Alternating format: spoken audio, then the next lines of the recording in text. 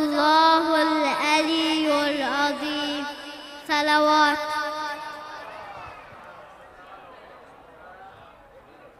بسم الله الرحمن الرحيم. إذا جاء نصر الله والفتح أتى الناس يدخلون في دين الله أفواجا فسبح بحمد ربك ويستغفره إنه كان توابا. صلوات.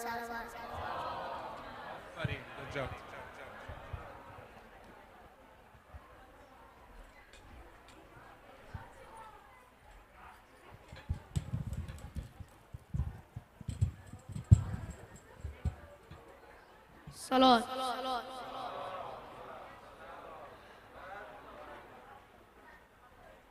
أعوذ بالله من الشيطان الرجيم.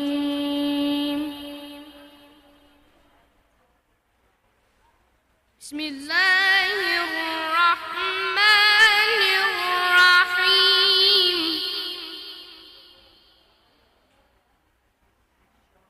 لا أقسم بهذا البلد وأنت حل بهذا البلد ووالد وما ولد لقد خلقنا الإنسان في كبد.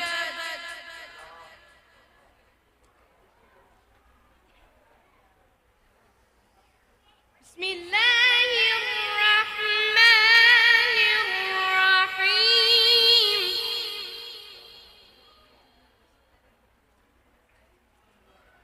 لا أقسم بهذا البلد وأنت حل بهذا البلد ووالد وما ولد لقد خلقنا الإنسان في كبد.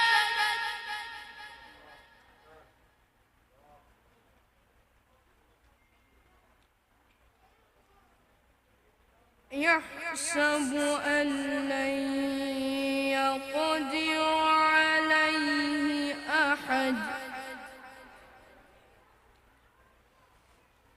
يقول أهلكت مالا لبدا. يحسب أن لم يره أحد. ألم نجعل له عينين ولسانا وشفتين وهديناه النجدين.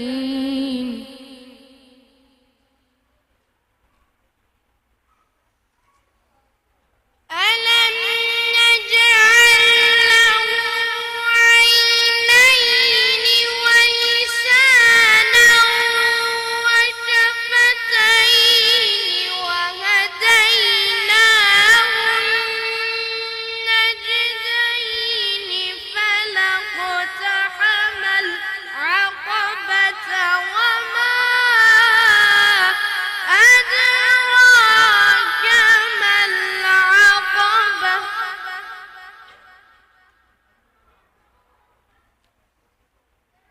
يحسب أن لم يره أحد.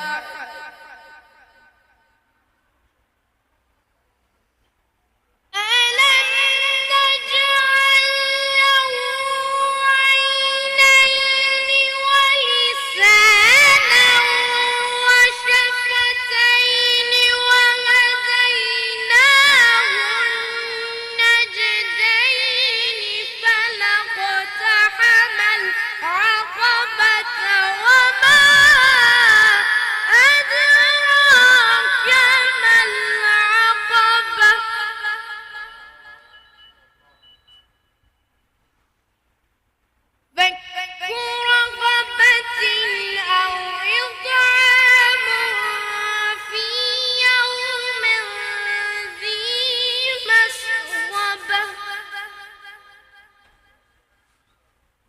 يتيما ذا مقربة أو مسكينا ذا متربة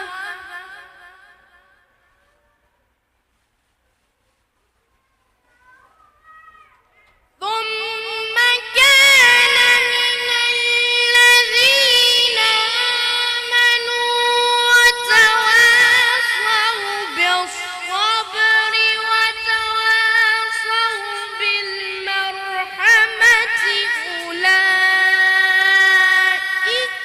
أصحاب الميمنة والذين كفروا بآياتنا هم أصحاب المشأمة عليهم نار مؤصدة صدق الله العلي العظيم. صلوات.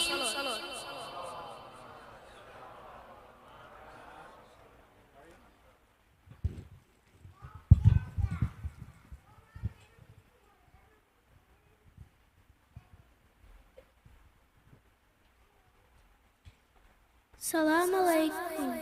A long time ago, a kind man named Jabbar heard that his friends in Karbala were very sad. He wanted to visit them and say sorry.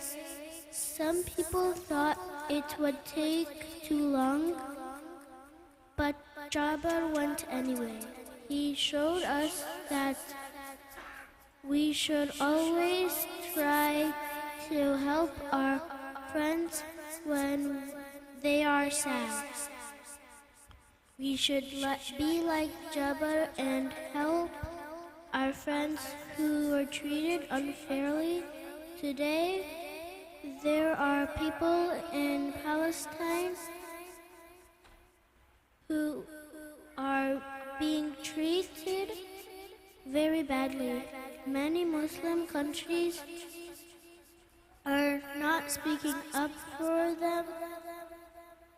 We should be brave like Jabbar and try to help. As the poet says, Jabbar showed us how to care. Visiting his friends who are sad and far, we should be brave and do what's right, helping others, shining with our might. When Jabbar met Imam Hussein alayhi salam's family, he said, "I wish I had been with you and helped you."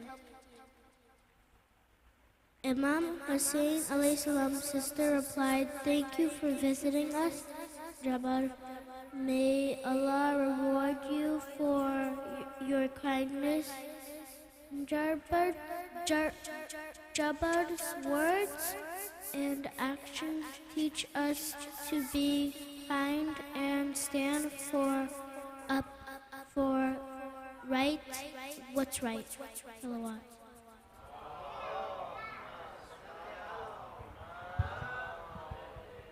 Please recite another salawat for all the kids who recited Quran and speech. Sister Muhaddisa, Sister Tina, Brother Mahdi, and Sister Maryam. Please recite a loud salawat.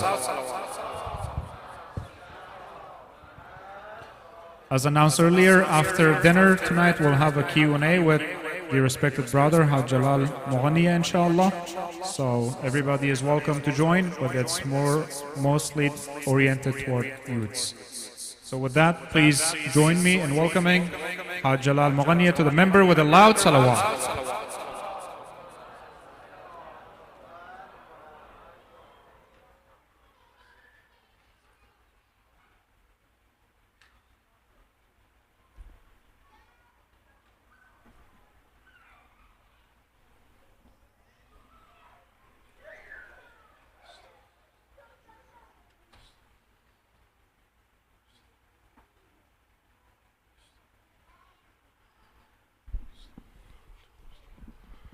صلوا على محمد وآل محمد.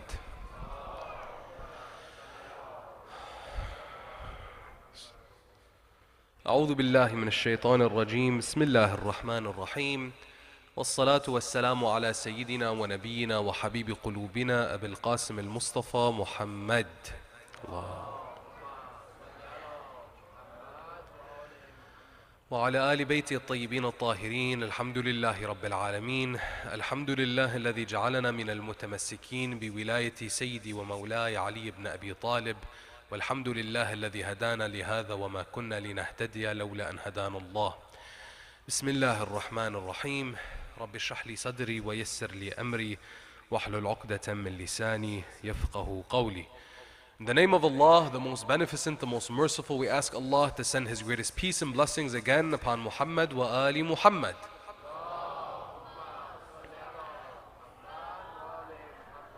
We praise Allah for all the blessings He has given us, and the greatest blessing being that He allowed us to be of the ones who remain steadfast, dedicated, and loyal on the path of our Master after the Prophet, the commander of the faithful, the prince of the believers, the protector of the Prophet and his message, Al-Imam Ali ibn Abi Talib alayhi salam. We praise Allah for this blessing and every blessing, for without Allah we would have nothing. Assalamu alaikum, my dear respected elders, my dear respected brothers, my dear respected sisters, wa rahmatullahi wa barakatuh.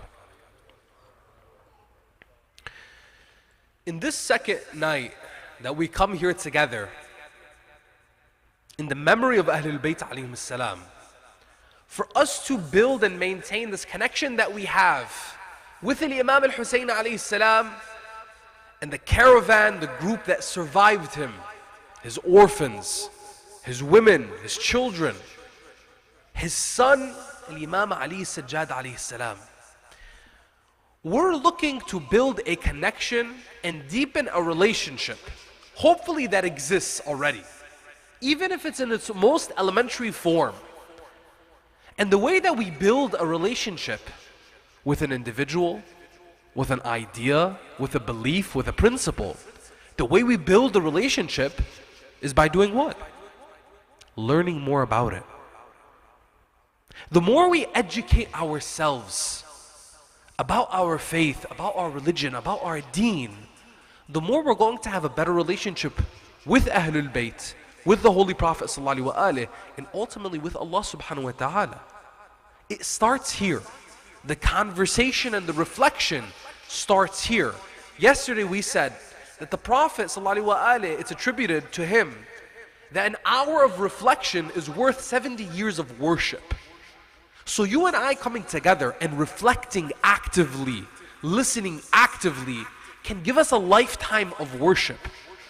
Now, why do we have so much emphasis in our religion, in our faith, on reflection, on education? Yesterday we started to build a foundation on education. Today, my goal is to take it a little bit further. We see that there's such an emphasis on this great, beautiful religion that we have. The seal of messages, the seal of religions, with the seal of prophets Muhammad sallallahu alaihi wasallam. There's an emphasis on education. And this is along the movement of the Prophet, in which he professed that the reason why I came, إِنَّمَا جِئْتُ لِأُتَمِّمَ مَكَارِمَ الْأَخْلَاقِ, I was sent to perfect the best of ethics. We see a connection to education and the emphasis on it through and through. What did the Prophet, peace and blessings be upon him, say about education? Here's a couple of hadith that I wanted to share with you all tonight for us to reflect on. Remember, the theme, the two doctrines that we're talking about in the movement of Imam al-Hussein alayhi salam, which came to do what? Protect and preserve the movement of the Prophet sallallahu alaihi wasallam, are حفظ الدين وحفظ الدماء, the preservation of religion, of faith, and the preservation of blood, of life. Right? The preservation of blood, meaning the preservation of life. So in this reflection that we're having, we're essentially trying to deepen our connection to these principles, which mean we have to protect our faith and we have to protect our life. In order to protect our faith, we need to honor our lives, right? So when we're looking back at what the Prophet said, what did he say about this life that you're living and how important education is in it? He says, اطلبوا العلم من اللحد من المهد إلى اللحد. Seek knowledge. Educate yourself. Seek knowledge from the cradle to the grave. I want to talk a little bit about this idea. Who here is seeking an education? Whether you're in secondary school, high school, college, university. Anybody here in that space? College, university. Some of the brothers are hesitant. Like, I kind of am in college, I'm kind of not. Maybe I'm taking classes this semester, I don't know. Who here is in college or university? Anybody? Beautiful. Sisters? Beautiful. Anyone here in high school? Okay. Beautiful. Excellent. All right. The knowledge that you're seeking, believe it or not, and I'll tell you from my own personal experience, I was so excited to go to school and finish school and get out and not go back. But I tell you, from the position where I am today, getting educated doesn't stop. It doesn't. You may be in your position right now, I can't wait to finish high school. I can't wait to finish college. I can't wait to finish university, get my degree and start working, which is good. You should be getting an education. You should be applying yourself. You should be developing yourself. Especially what we have in this country of opportunities to get an education, to apply ourselves, to develop ourselves. The opportunities are second to none here in the United States.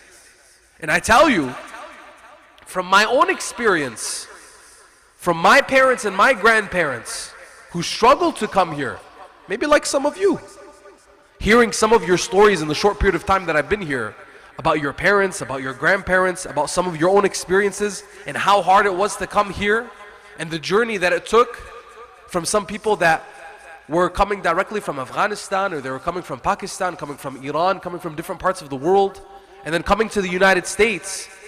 What I urge all of you to do, especially my young brothers and sisters, if you don't know the stories of your parents, if you don't know the stories of your grandparents, ask them the details. Ask them, what did it take for them to get to where they are today?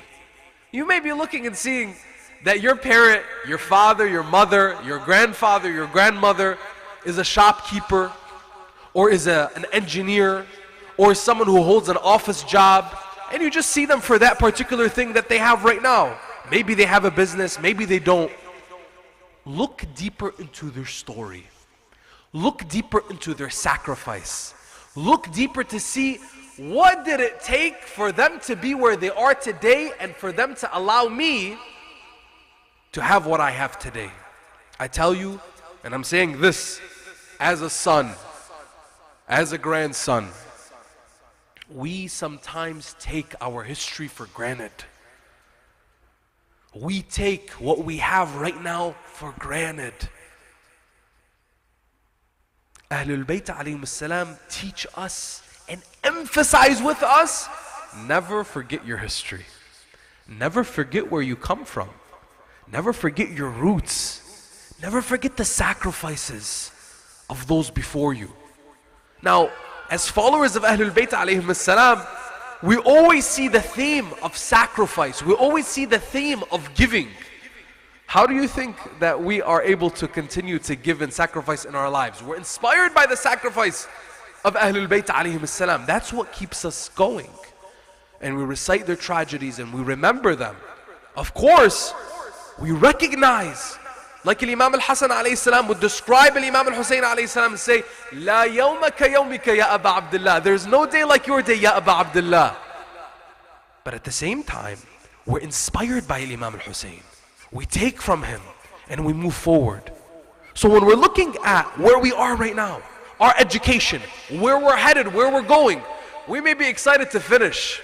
But I tell you, even if you get your degree, even if you become educated, even if you get a really good job, and inshallah you should, with all the opportunities that we have before us, you should.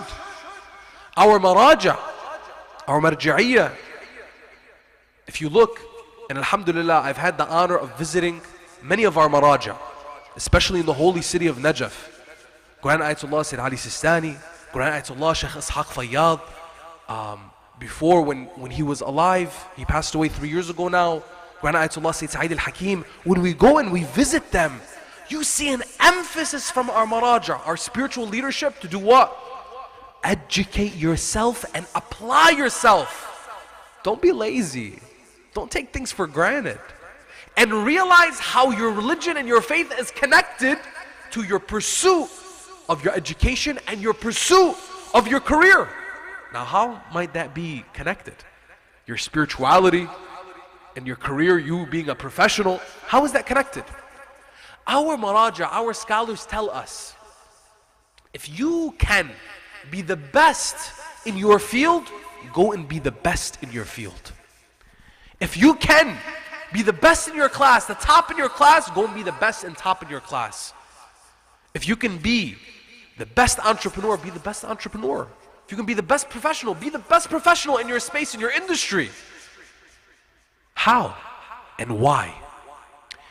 Al-Imam al-Sadiq alayhi salam, our sixth holy Imam, he tells us how to represent him and our school of thought.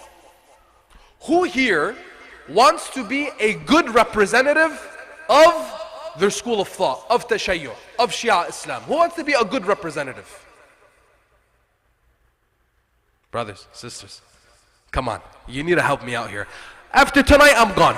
I'm going back home and you're going back home. I need a little bit of help with you. Who here wants to be a Husayni, wants to be a Hassani, wants to be a Alawi, wants to be a Ja'fari, wants to be Fatimi, wants to be Muhammadi? Who here? MashaAllah. Excellent. Al-Imam al-Sadiq alayhi salam, he tells us, كونوا دعاة لنا بغير ألسنتكم كونوا زينا لنا ولا تكونوا شينا علينا. What does this mean? The first part and the second part. Imam al-Sadiq alayhi salam, it's narrated from him that he said, be a call unto us, represent us, call people unto us, but how? Without your tongue. What does that mean? With your action, with the way you live your life, with the way you carry yourself. Now, I'm the first person that needs to work on themselves. I'm the first person, I admit it. I have shortcomings, I have sins, I have faults, I have issues, I have things that I need to work on with myself. But every single day, even if I fail in the beginning of the day, by the end of the day, I'm still doing what? Applying myself and trying to be better. So that I can be a good representative, a good model, so that when people see who I am, hopefully I can bring something of goodness in the representation of Ahlul Bayt alayhim salam. The second part is what? كُونُوا زَيْنًا لَنَا وَلَا تَكُونُوا شَيْنًا عَلَيْنَا. Be an adornment to us, something good. Make us look good. Do not be a shame on us. وَلَا تَكُونُوا شَيْنًا عَلَيْنَا. Don't be a shame on us. Now you see with Ahlul Bayt alayhim salam, you may find other schools of thought, you may find our brothers and sisters from other schools of thought, or from other faiths, other groups, that they go actively and they try to convert people to their faith. That they try to convert people to their way of thinking, their way of belief. As Shia Muslims, we don't actively go out and try to convert anybody. Some people, by the way, misunderstand this. And they don't realize that with Ahlul Bayt alayhim salam, the way they encourage their companions to deal with people, you would want the Shi'i to be your neighbor. You would want the Shi'i to be your colleague. You would want the Shi'i to be your classmate. You would want the Shi'i to be with you in every part of your life. Why? Imam al-Sadiq alayhi salam emphasized for people to have an active role in their society without being a threat to anybody around them. An active role in their society without imposing their beliefs onto the rest of society. One of the companions of Imam al-Sadiq alayhi salam, he wanted to educate people. Look at the difference. We were just talking about education, right? Seek knowledge from the cradle to the grave. This companion was very, very excited to educate people about the school of Ahlul Bayt, the school of Imam al-Sadiq alayhi salam. So he is interested in what? engaging with everybody around him. So he asks the Imam to make sure, because the Imam also advised his companions, كونوا دعاة لنا بغير ألسنتكم. Don't try to go out to people and preach to them and tell them, become a Shi'i, become a follower of Imam al-Sadiq alayhi salam. كونوا دعاة لنا بغير ألسنتكم. Just be a good role model, be a good representative by your conduct, by your actions. So this companion goes to Imam al-Sadiq and he asks him, if people ask me questions about you, about our faith, about our school of thought, can I answer them? What does the Imam say? He says, yes, answer them. The companion gets more excited. Okay, if they ask me more, can I answer more? He said, yes, answer them. Okay. He said, what about if they stop asking me? The Imam said, leave them. He said, what if I want to go after them and give them more after they've stopped? He said, do not chase them. He tries again. He said, what if I want to go? He said, وَمَا لَكَ بِالنَّاسِ. What do you want with people? Leave people alone. Meaning what? Our scholars, when they look at this hadith, they look at this conversation between the Imam and his companion, the Imam is emphasizing to him, we do not proselytize. We do not go to try to convert people. Ultimately, hidayah, guidance is from Allah subhanahu wa ta'ala. Does that mean that we don't educate ourselves, we don't do tabligh? No. That's not what we're saying. What we're saying is, tabligh, education, giving people, educating people, is something from Ahlul Bayt alayhim salam. But that's when people are interested. So for example, everyone here, mashallah, is coming interested, wanting to educate themselves about Ahlul Bayt alayhim salam. So I get up here, I have the privilege and honor to sit with you all and speak. Let's say everyone decided to leave. Everyone went home. Should I go and follow you to your house, knock on your door and tell you, I have to finish my speech with you? I have to finish my speech. Ali, I got to finish my speech. Come on, let's sit and talk. No, I shouldn't. We give based on the request. This gives us insight into what? As Shia, our role in society, we need to build into ourselves. We need to be representatives and understand the responsibility that we have in representing our faith and what it means to be a Ja'fari, what it means to be a Shi'i. That when we're looking at this representation, it's a lot of responsibility. كُونُوا زَيْنًا لَنَا وَلَا تَكُونُوا شَيْنًا عَلَيْنَا. Be an adornment to us. The Imam is literally telling us, make us look good. So that when they look at you and they say, هَذَا جَعْفَرِي, that this person is a follower of Imam Ja'far al-Sadiq alayhi salam, that's someone that you can hold your head up high from.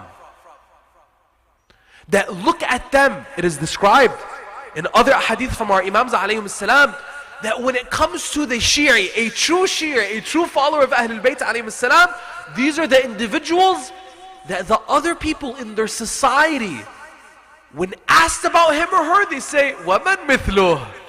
Who is like him? Who is like her? They're the best amongst us. How do we achieve that? Being the best amongst us in our societies. It starts with education. Now I know I started with the brothers and the sisters talking about high school and college and university, graduate studies, mashallah, all these different pursuits that you are all having. God bless you and may you be successful in all of your pursuits. But education is not just one kind. Education is not just one dimension. It's not just the degree that you have. I'll tell you, so many of us that have degrees but really don't apply our degrees. So many of us that may sit and learn about a subject, but we don't apply the things that we learn about that subject. Be it something in the university setting, or something in, mashallah, in the Husayniyah, in the mosque, mashallah, even in the Hawza. We need to make sure that we are applying what we are learning. And realize, the Prophet ﷺ, he was telling you, go seek knowledge from the cradle to the grave.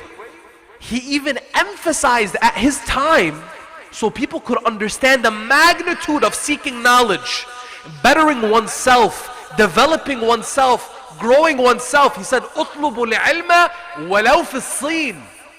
Now imagine at this time, in Hijaz, in Arabia, the Prophet is saying, even if you have to go all the way to China, China is already far in today's age. Imagine at that time, going by horseback, going by camelback. Sallu ala Muhammad wa ali Muhammad.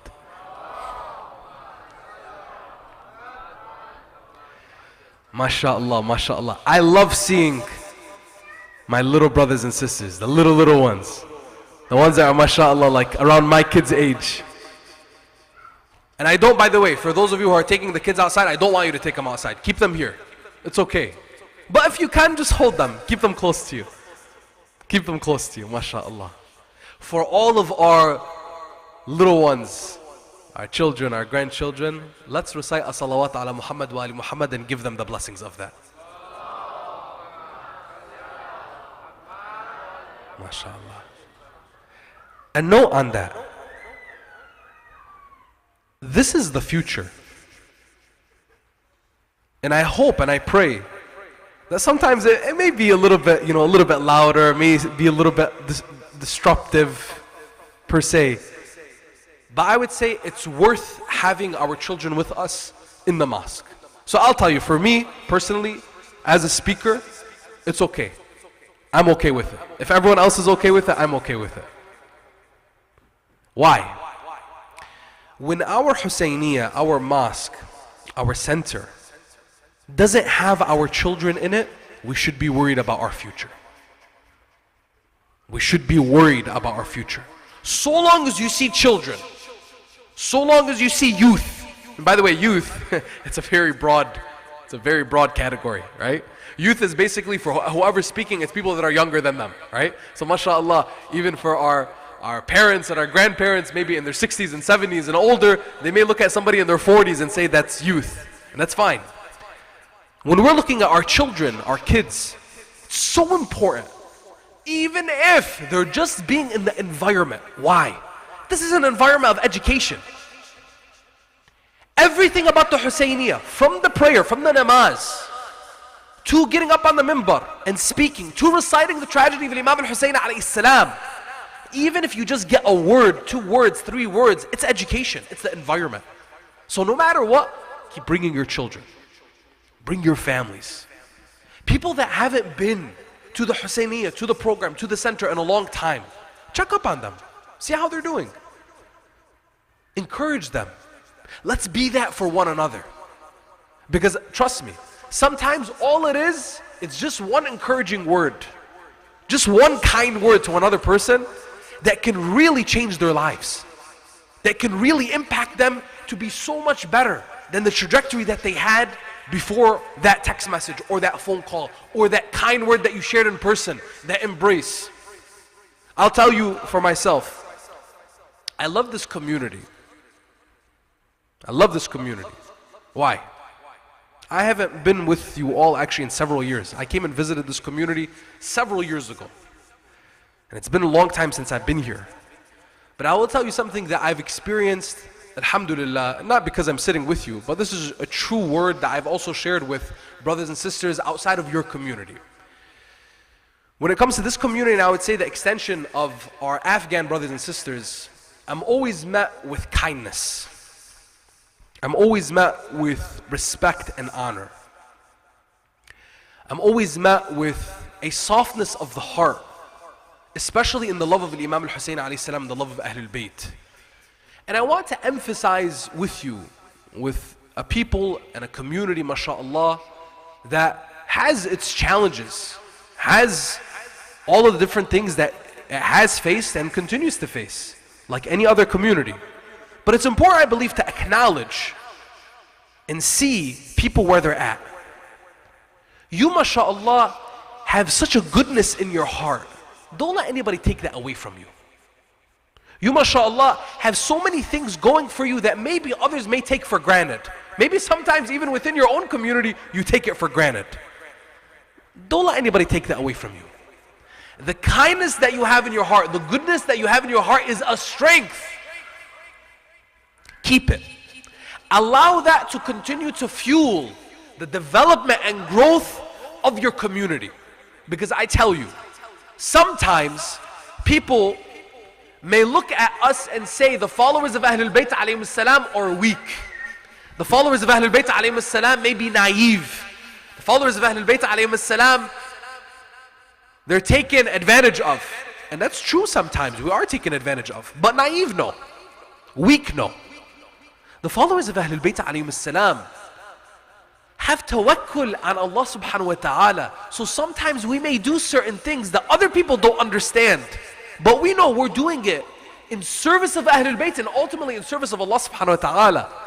So we may not have much to give, but we give it all. We may not have much, but we try in the way of Allah subhanahu wa ta'ala. He sees us and He gives us, He provides us. Hold on to that. Hold on to that.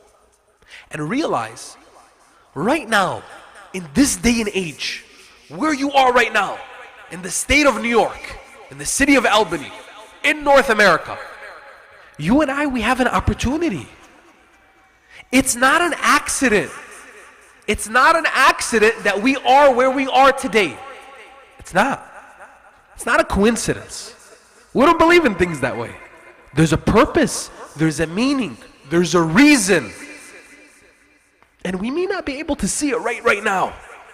But trust me, if you think deeply and reflect deeply on why Allah subhanahu wa ta'ala has put you in this place at this time in your life today, you're gonna see it. It may not come right away. It may take some time, but you're going to see it.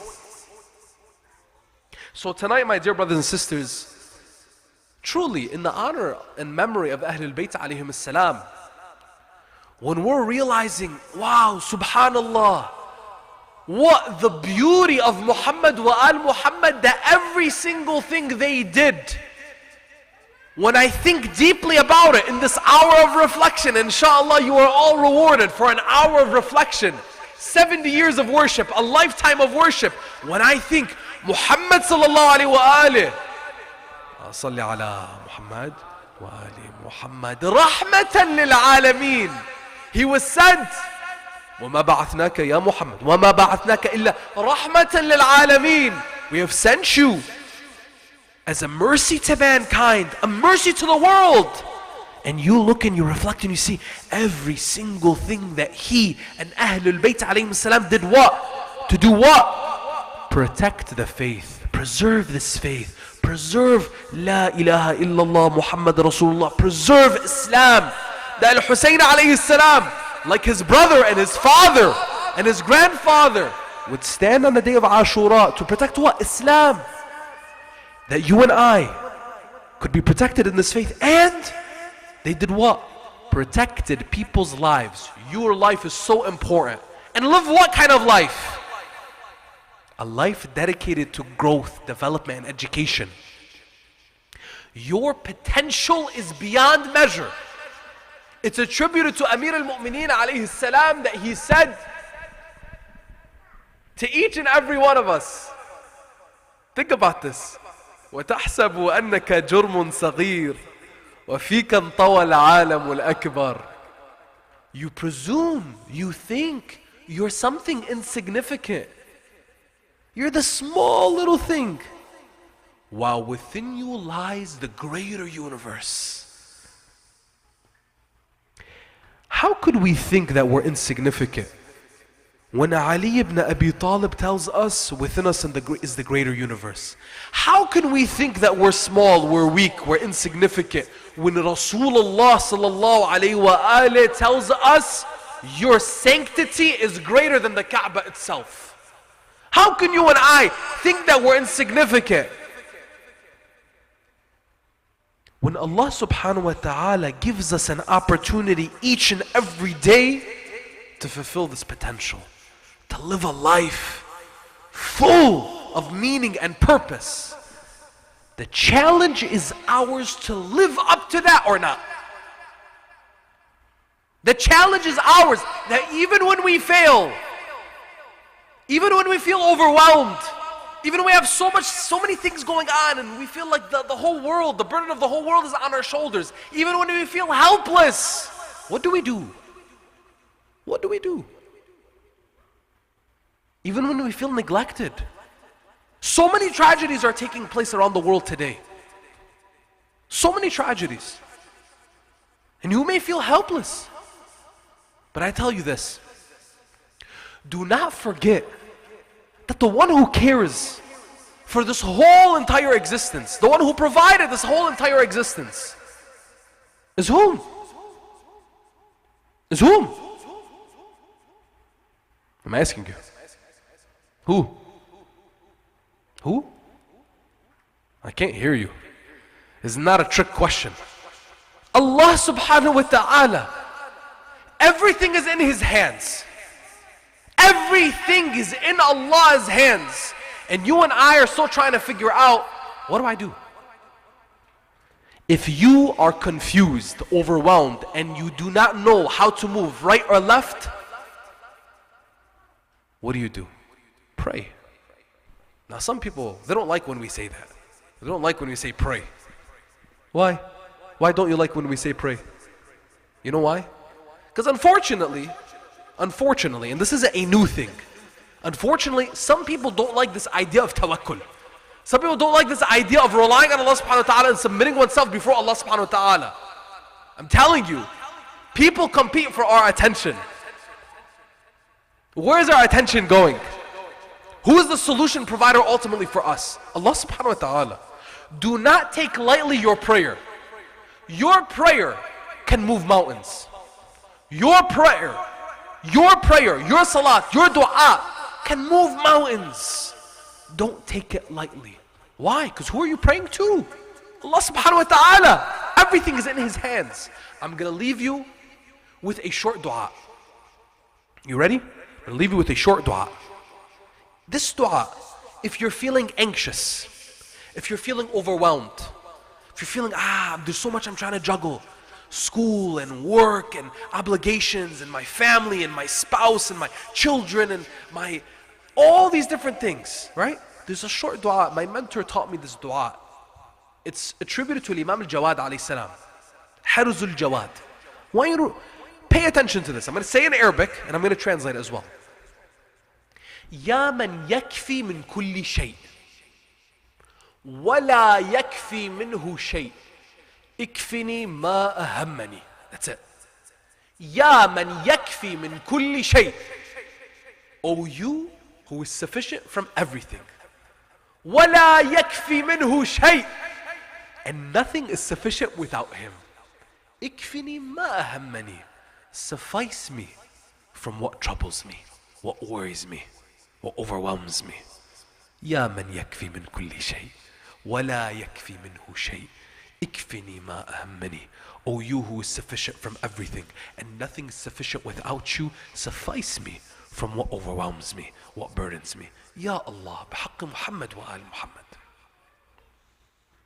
My dear brothers and sisters, I pray that you and I can continue in the path of Ahlul Bayt alayhim salam, become the most educated people in our society, become the most successful people in our society. When I say success, I don't just mean material success. I mean success dunya wa akhirah. Because if a person has the right God-centric, faith-based, purpose-driven framework and is truly keeping the akhirah in their mind, guess what? They're going to get the dunya and the akhirah. You're going to get the dunya and the akhirah. So long as you have what? The right framework. I pray that we become the most educated community, the most successful community. And a community that is so strong that we don't threaten other people. That we become a community that's so strong that people derive strength from us. In the love of Muhammad wa al-Muhammad. And then we can be كُونُوا دُعَاةً لَنَا بِغَيْرِ أَلْسِنَتِكُمْ. Be a call unto us without your tongue. Through our action, through our being. And it starts here, my dear brothers and sisters. It starts here. MashaAllah. What a beautiful community that you all have. Don't take it for granted. Hold on to each other. Take the lessons from your parents and your grandparents. Take the lessons of those who came before you. Do not lose your history. Do not forget about your roots. Delve deeper into it. Learn your stories and build on it. Don't live in the past. But take strength from your past. Don't be misguided by a vague promise of the future, but build towards the future. And the only way you can do that, that connection between the past, the history, and the future is what? Being present. Today. Today. Now, my dear brothers and sisters, building from our history and taking strength from our past, especially the history of Ahlul Bayt alayhim salam. Let's all take ourselves back, if we can dim the lights, so that inshallah we can shed some tears and bring the grief into our hearts. Some people will discourage you from shedding tears. Some people will discourage you from having grief in your hearts, thinking that it's regressive, it's negative. Oh, how unfortunate this conversation has to be. A community that doesn't understand its history, a community that doesn't understand its past, a community that doesn't understand the giants upon whose shoulders they stand, and we stand on the shoulders of giants. Ultimately, those giants being whom? Ahlul Bayt alayhim salam. We are nothing. I am nothing without Ahlul Bayt alayhim salam. So I commit myself, I dedicate myself, and inshallah we dedicate ourselves all together to remember them. Why? So we know who we are. When Amir al-Mu'mineen Ali ibn Abi Talib says, "Man arafa nafsa, arafa rabbah," whoever knows himself knows his Lord.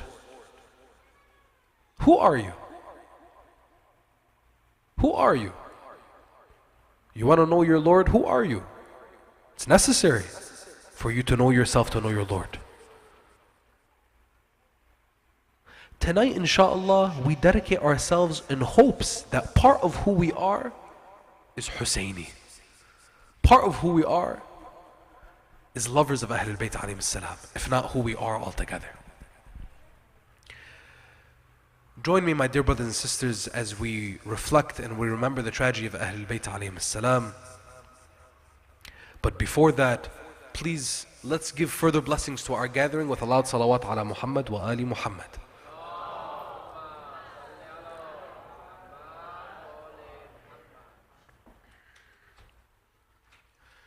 If I tell you this tale of sorrow, will you lend me your hearts to borrow? Will you shed a tear for Hussein? Will you remember Zainab's pain? If I tell you this tale of sorrow, will you lend me your hearts to borrow? Will you shed a tear for Hussein? Will you remember Zainab's pain? And if we stay here tonight until tomorrow, will you bear this tale of sorrow? Listen here to Hussein's story, a story of heartache and glory, a story of heartache and glory. After the day of Ashura, after the massacre at Karbala, when the women and the children of Imam al-Hussein, surviving the battle, surviving the massacre, were taken from city to city, were taken from Karbala to Kufa, from Kufa to Sham, and the women and the children were made to walk in the sands of Karbala, to walk in the cities of Iraq and the cities of Syria, being paraded from town to town, walking with chains on their wrists and their ankles, walking with the heads of their family members hoisted on spears, If they looked down, they would see the chains around their wrists and their ankles. And if they looked up, they would see the heads of Imam al-Hussein, of al-Abbas, of al-Qasim, of Ali al-Akbar. And Lady Zainab and Imam al-Sajjad would go from Karbala to Kufa, from Kufa to Sham. Finally, they would be able to go back home to Medina after weeks of the trials and tribulations, after weeks of all of the tragedies that they faced. They would finally be able to go back to the city of Rasulullah.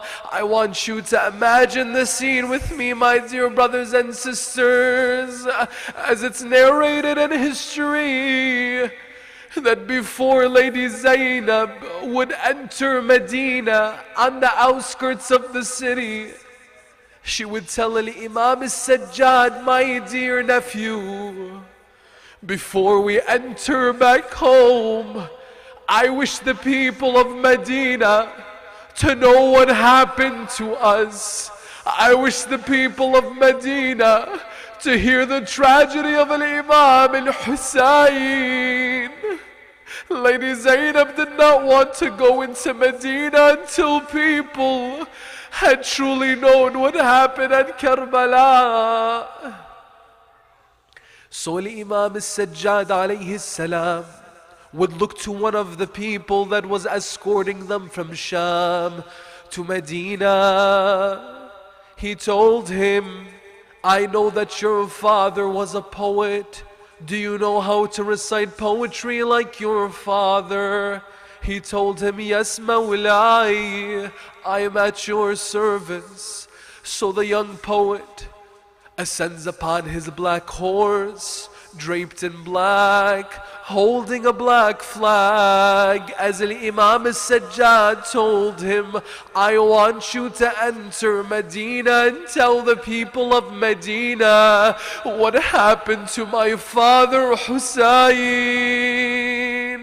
So the poet enters Medina waving a black flag, calling the people, Ya Ahl al-Medina, O people of Medina, come forth to hear the news that I have to share with you. They tell him, what news do you bring from outside the city? He says, I have a tragedy to tell you, but I can only share it at the grave of Rasulullah.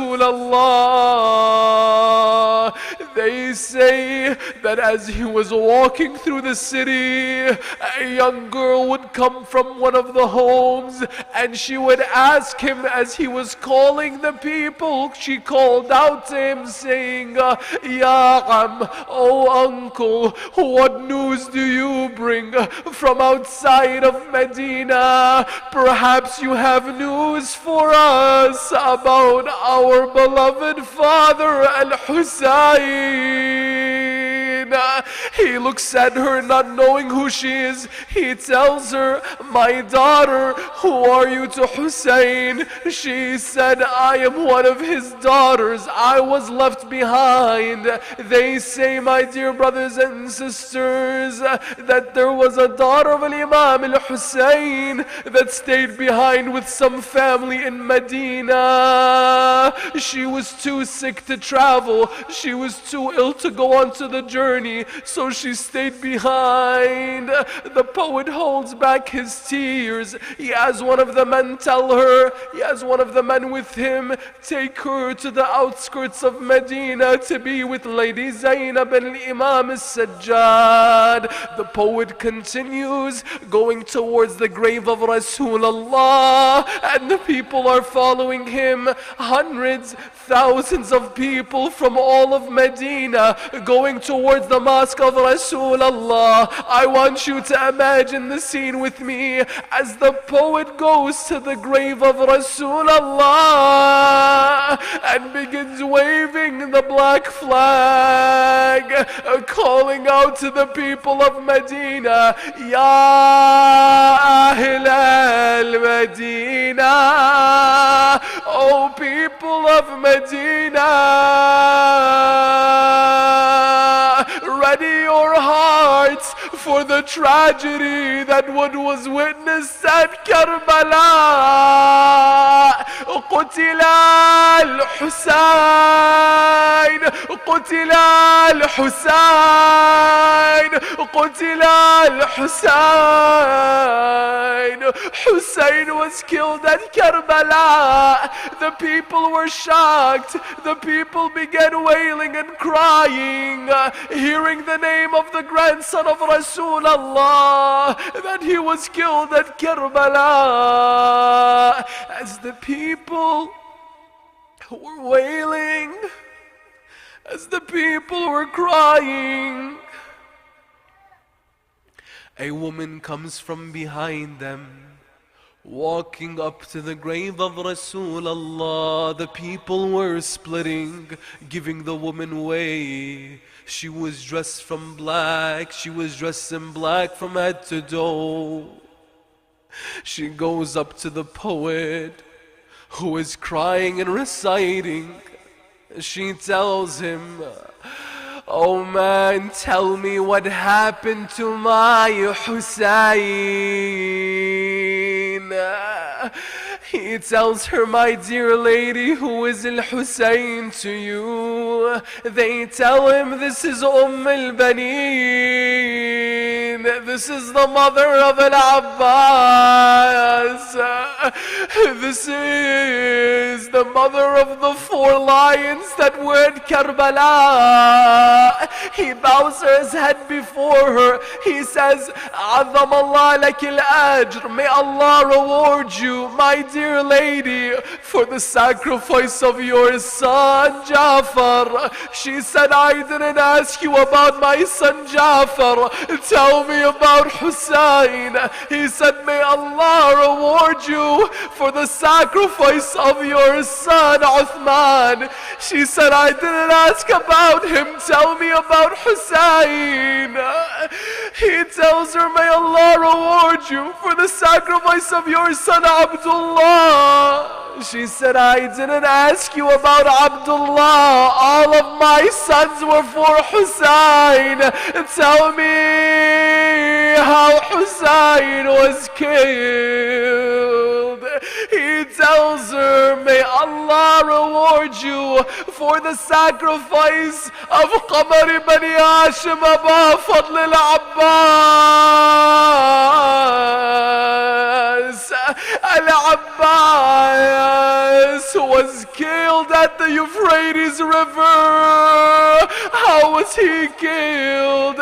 He was killed as he was trying to get water for the women and the children. He tells her, al-Baneen, your sons all died for Hussein. As for Hussein, he died thirsty, he died lonely, he died a stranger in the land of Karbala. Ya Hussein, Ya Hussein,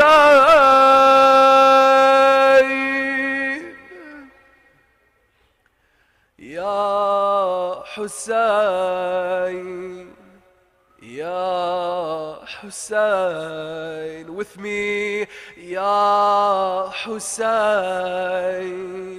Ya Hussein. Together, Ya Hussein, Ya Hussein. One more time, Ya Hussein, Ya Hussein, Ya Hussein.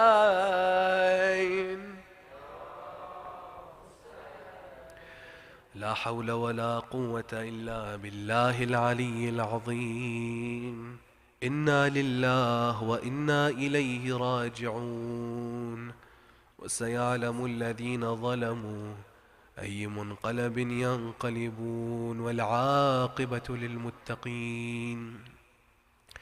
We ask Allah subhanahu wa ta'ala to accept the little that we offer in His way. We ask Allah subhanahu wa ta'ala to accept our tears that we shed.